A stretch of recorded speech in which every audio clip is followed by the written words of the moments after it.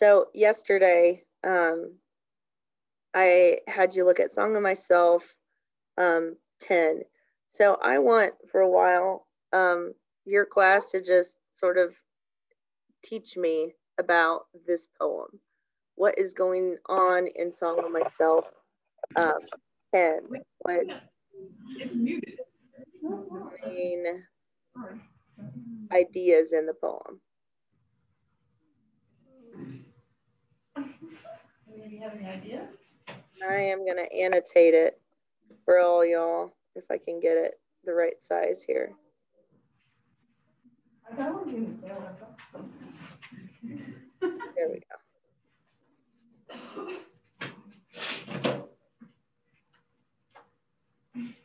Okay, talk, everybody.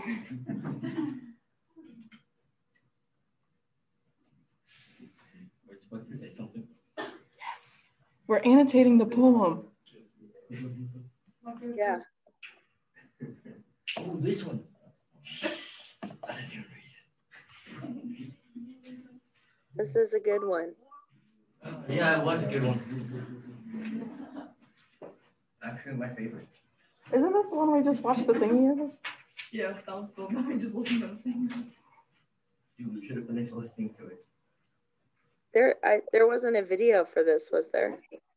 No, there was the audio, like the recording of the whatever on Friday. Oh, okay. We started with that. But then we found out you were on. That'll be fine. Okay, so some of the questions that I asked for you to kind of find out and think about in your annotations were, what is the role of guns in this section? Does the experience seem to be one that Whitman had? Is the I a Whitman I, or is it a different, self, right? Is it kind of an imaginary journey? And those are the things we were kind of thinking about with Song of Myself 10.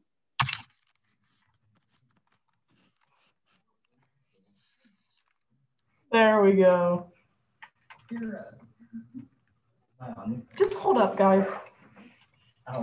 Guys, we're annotating the poem. Someone say something. I think you're doing great, Lakin. Thank you. You know, Michelle is Sam to say something. We got a mess, but it's okay. She is doing good. Thanks a minute. We're rocking it. Okay. Okay, we're all good now.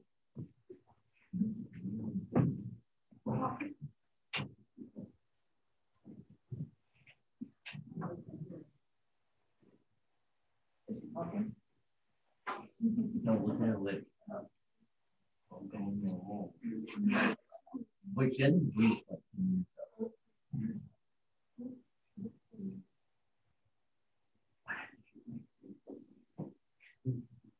She's highlighting the eyes. I would consider the bottom. Nice lamp behind her. Maybe I should have said just watch them.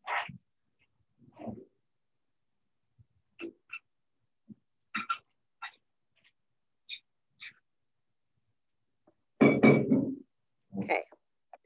So we have basically like 3 or 4 different stories in here, right? Tell me about them. What are the stories we have in this poem?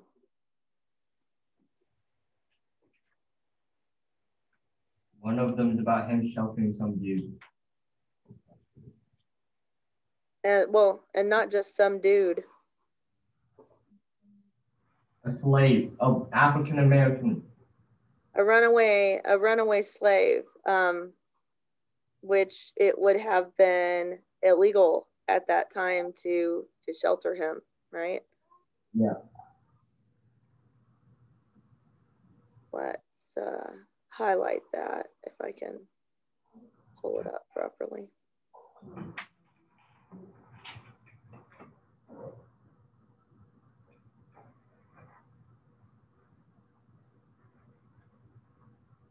Okay, so it's not just that the runaway slave came to his house. How did he respond to him?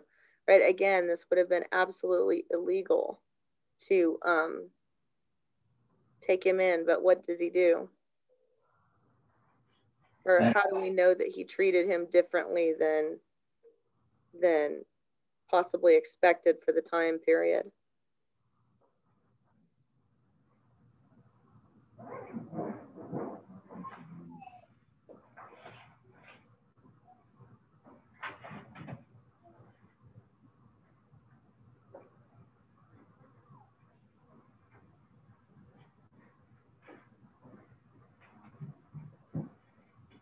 This is the kind of language I'm looking for. So how do we know his treatment of the runaway slave was not typical of that time period? The first one I've got here is assured him.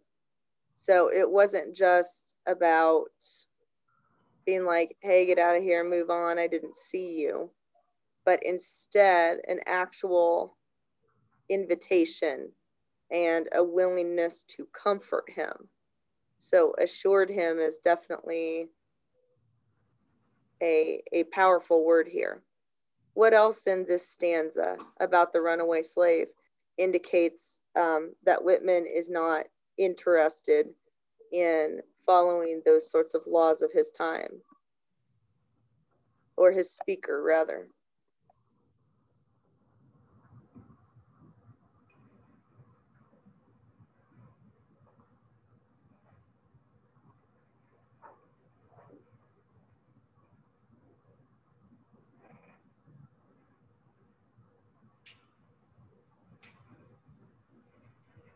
Gave him clothes and a room to stay in. Thank you.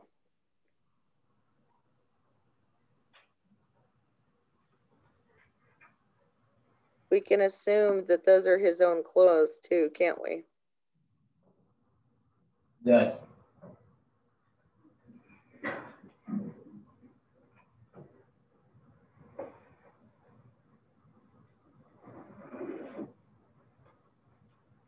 He helped him get cleaned up too. So all of these chores that people of that time would have considered chores for slaves, he did in order to take care of a runaway slave.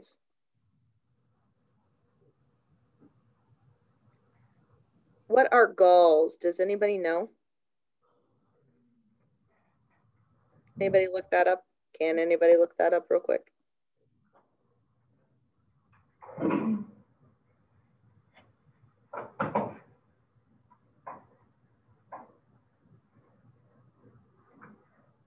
What's the word? Galls. And stayed, which is actually just an alternate spelling for stayed.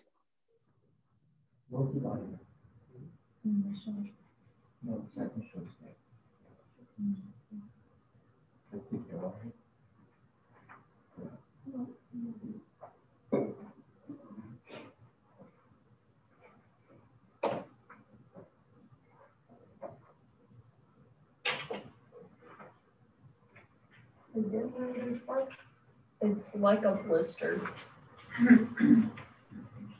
There we go. It's like a bubble, like a round. Ouchie.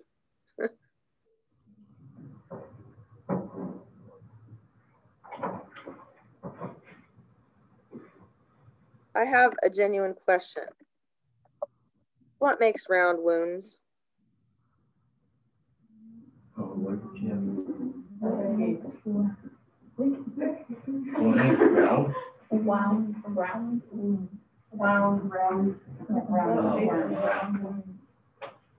It is entirely possible that this guy was shot. I think you're in cups, but yeah, that works. It says, I'm assuming he's properly. Go ahead. Either that or these are blisters just from traveling. Maybe he got pooped by a stick. Neck and ankles. I'm assuming he was probably tied up. He'd probably like tie it up or something. Very good. Very good. Yes.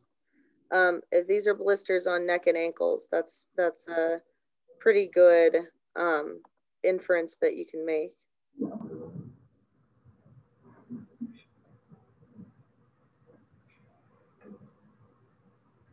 And he might have been bound.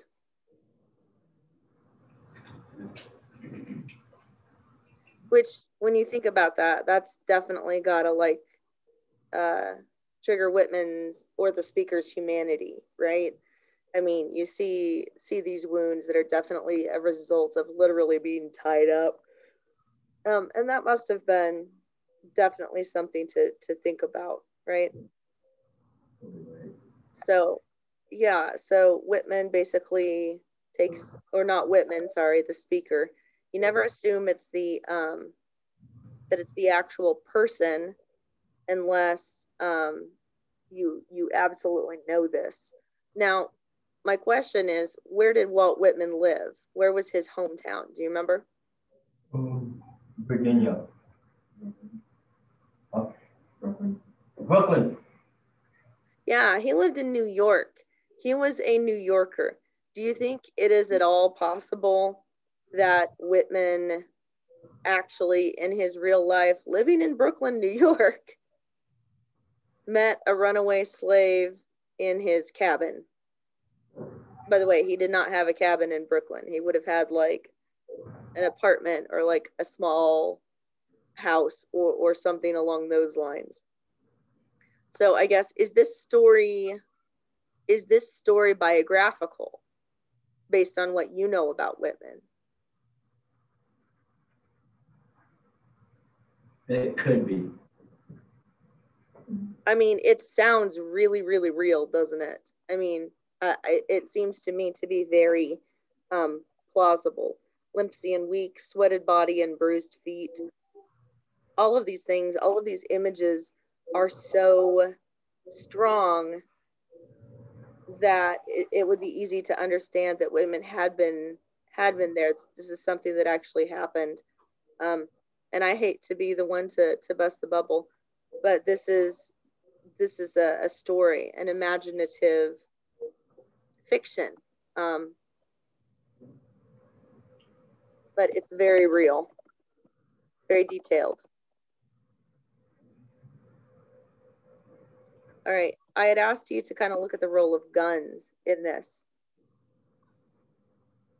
Where's the gun in the runaway slave section?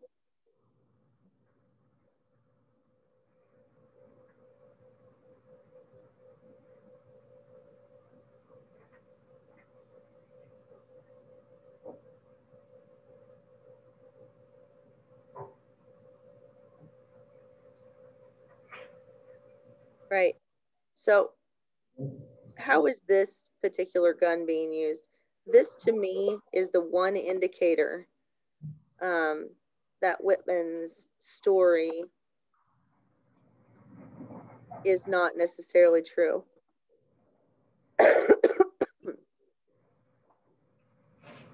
It says his firelock was leaned in the corner.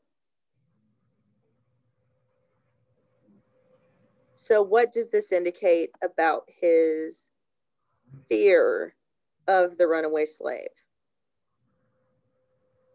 Is he fearful? Is he waiting to see if something bad is going to happen?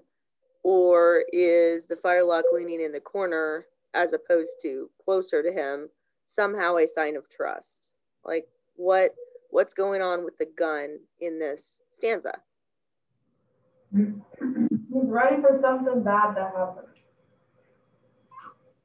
So if it's leaned in the corner, it's not put away. You see that as readiness.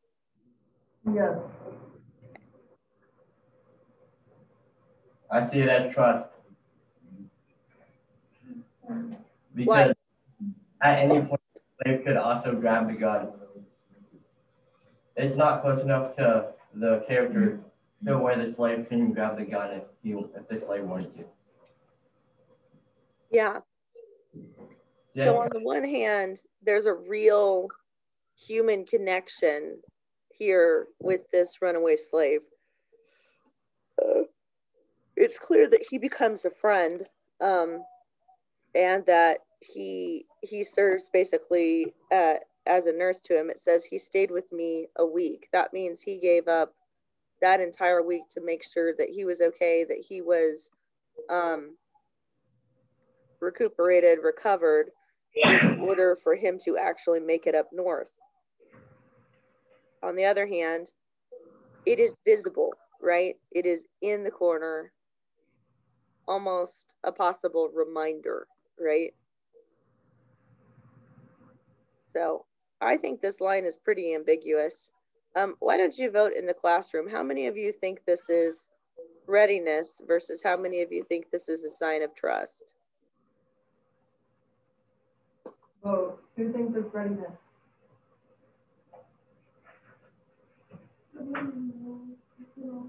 Four. How many of you see this as a sign of trust? 7. Around 7-ish. Okay. So, yeah, whenever I teach this, it's really interesting. And I'm going to tell you the difference between my students in New York and Baton Rouge, Louisiana, compared to my Kansas students. Every time I teach this to my Kansas students, it's usually seen as a sign of readiness or possible defensiveness. But whenever I teach it to my Brooklyn students in New York, or in more heavily populated areas, they always seem to see this as a sign of trust. So it's really interesting how different regions view that differently. Let's look up, then we spent some really good time with the runaway slave, and it looks like he wasn't wanting to necessarily be found, right? Heard his motions crackling the twigs of the woodpile. So that's where he actually went and, found him and invited him. So, yeah, this is a fiction. It's real, but it's super detailed. Let's look at this top one, alone in the wilds and mountains I hunt. Talk to me about the language here, the observations you had about this top stanza.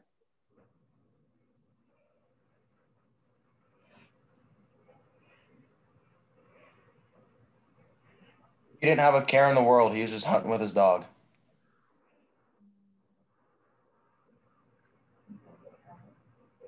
And what's so interesting about this, when he talks about his dog and his gun, it almost sounds like they're like two friends, right? He says he's alone, but apparently he's got two buddies.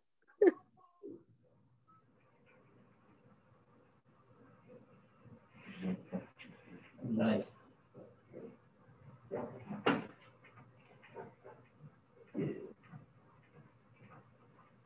Would you say this kind of hunting trip is like transcendentalist in nature?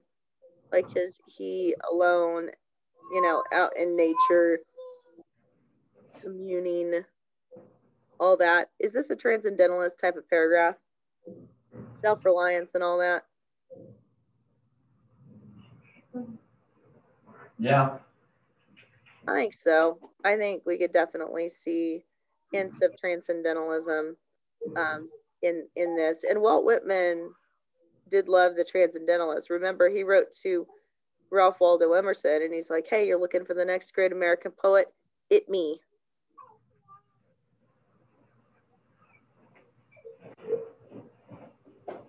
The small person is awake and very excited about things. And to be quiet. Clara, chill. You're fine. So wandering, amazed at my own lightness and glee, that is very like capital R romantic, transcendentalist, whatever. Self-reliance here, kindling a fire and broiling the game, falling asleep on the leaves. Now, we know Whitman was a city boy. Do you buy it? No, I don't believe. Show me the evidence. This is another fiction.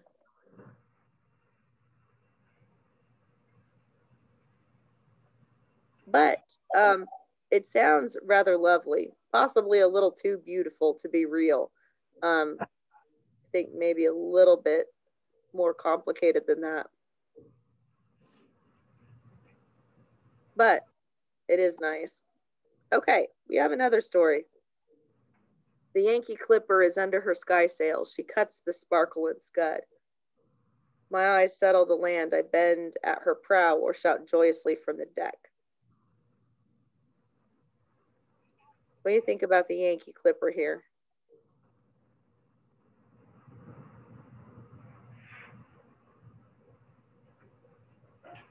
Does this story seem real to you? The boatmen and clam diggers rose early and stopped for me. I tucked my trouser ends in my boots and went and had a good time. You should have been with us that day around the chowder kettle.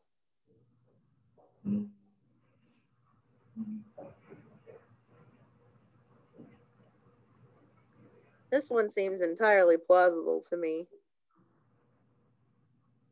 I mean, he even remembers what was happening with his pants. I tucked my trouser ends in my boots. And they were eating around the chowder kettle, which around here we wouldn't have any idea what on earth was going on with that. But for New Englanders, right, if they're the boatmen and clam diggers, it's entirely possible they made a chowder at the end of that day with their clams and their fish. All right, the most interesting one to me, and also the one that is the absolute weirdest in a lot of ways, is this one. And I'm actually not going to talk at all in this stanza. I am just going to let you go for it. I'll just annotate. I'll mute myself here.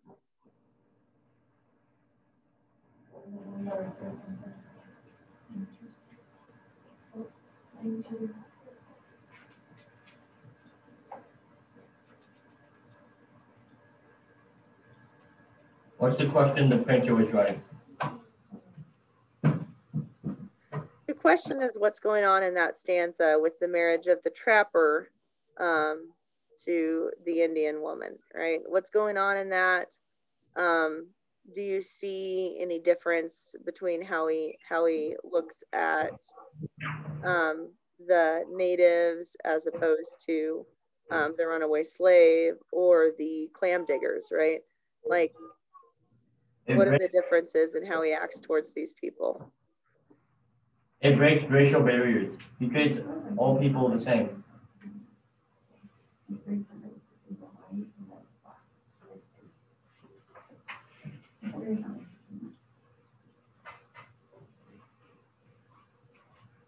Who's the red? The Indian, the voluptuous woman. That's what I said. A little just said a little.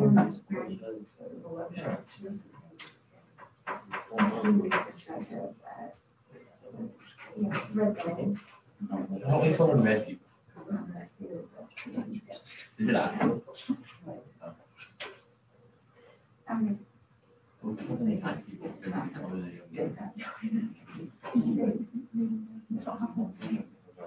They don't have red people?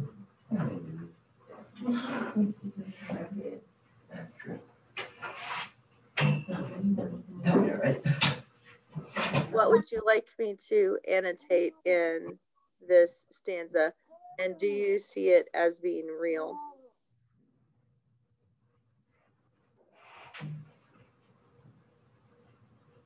No, it is not real.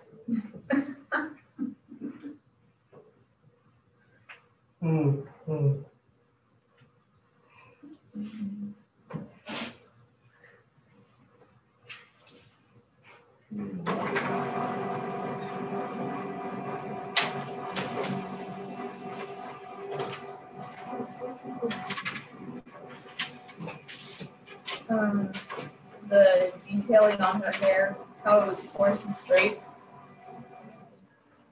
because usually they have it braided.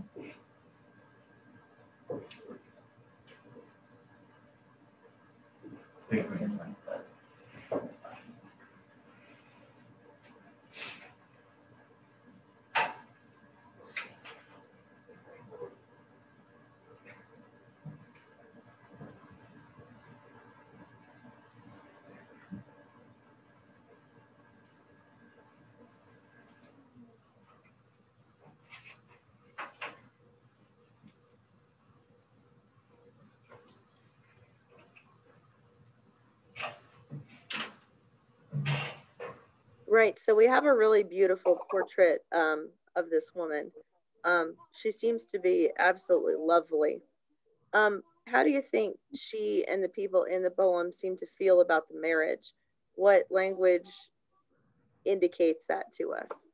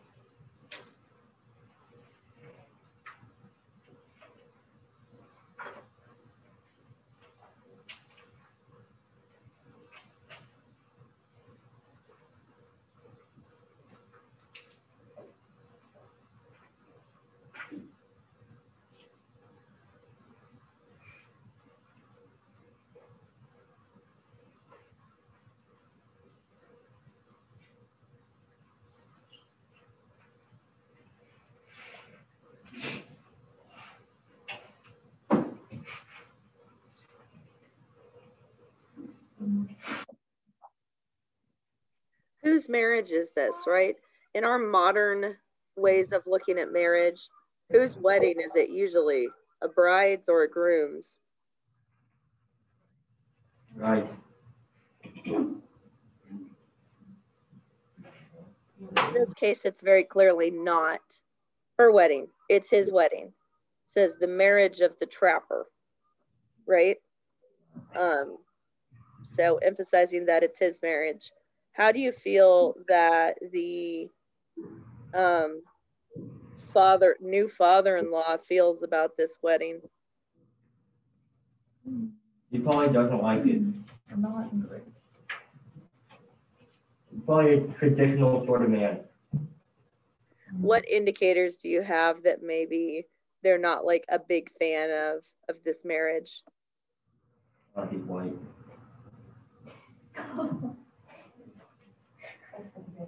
Well, we know that, but like what in the poem?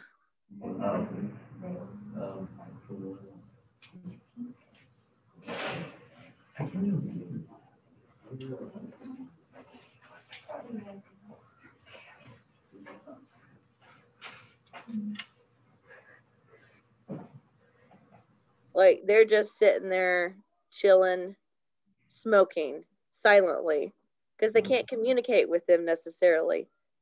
They don't necessarily speak the same language, or if they do, they are choosing not to talk.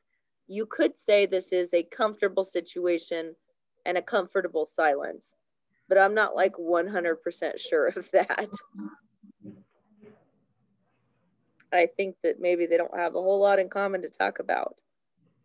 I am curious as to what you think about the language, he held his bride by the hand.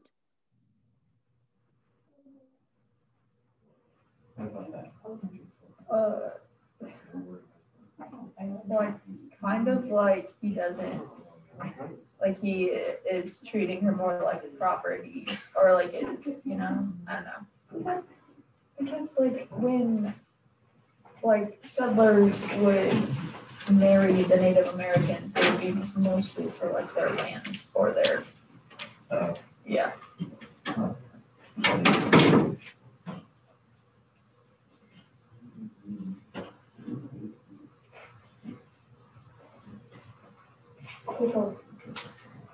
Good job.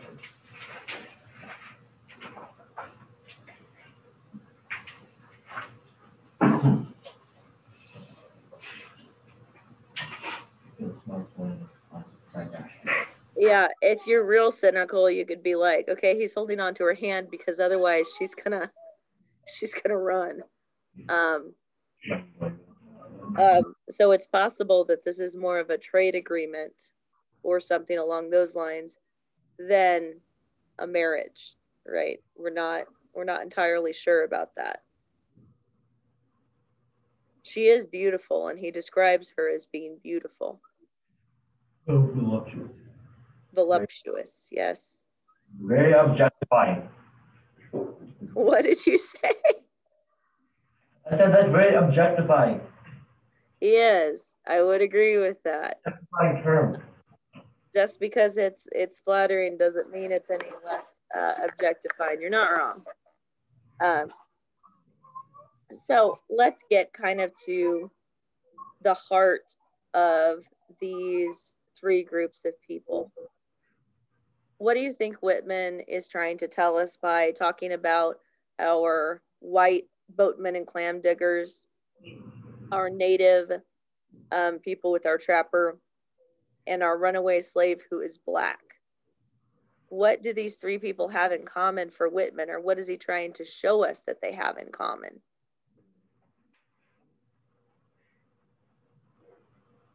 They all have a tendency to be shown disrespect towards.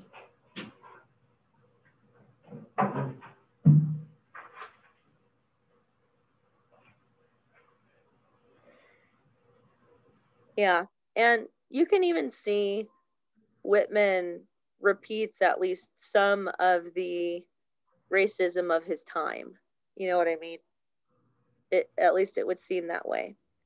At the same time, I mean, this is written in 1892, and it's like he wanted to show us, you know, three different races in one poem, you know, in generally happy situations, right? A marriage is generally happy, right? Him becoming close to and taking care of a runaway slave is a good thing, a happy thing. At the same time, we see sort of the looming problems of society in the background, right? I mean, the trapper, we don't know how he got into this marriage. We don't know if this marriage was her choice, and there are indicators that it might not be.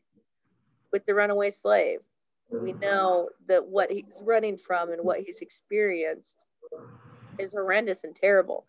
And while Whitman is helping him, his future isn't exactly exciting and bright. It's still, you know, terrifying, right?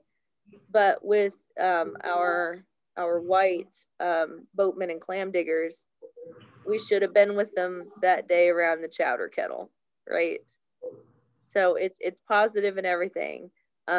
He's hanging out with these working class people, hanging out with people who might not have been considered the sort of people you should associate yourself with. I think the trapper himself probably would have been shunned by society for being in a mixed race marriage. I mean, dang.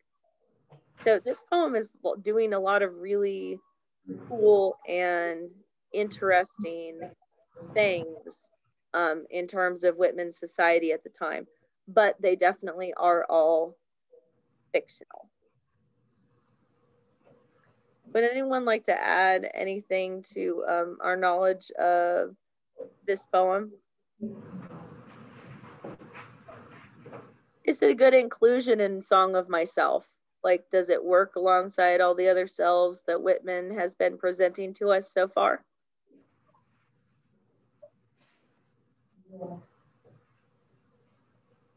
Yeah, it definitely fits the theme. And though Whitman says I, in this case, I is a fictional I. So it lets you know every time Whitman's speaking doesn't necessarily mean that it's an experience that he has had. Let's try to save that PDF. I've got less than a minute here. For Monday,